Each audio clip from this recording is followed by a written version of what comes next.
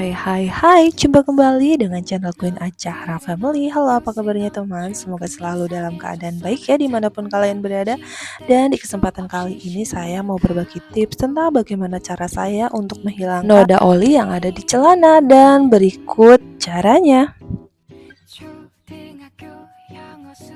Dengan menggunakan 3 bahan, yaitu larutan pencuci piring dengan merek apapun itu bebas ya bunda.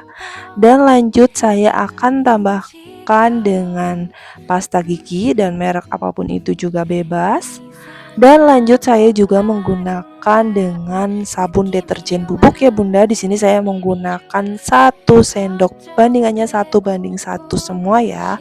Lanjut saya aduk-aduk menjadi satu agar tercampur menjadi satu dan rata ya pastinya.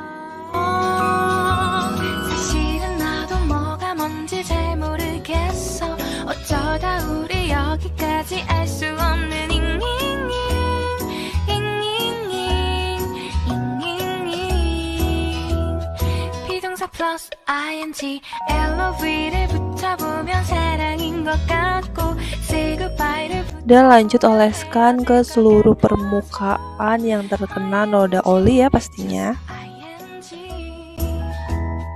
내 맘은 아직 ing.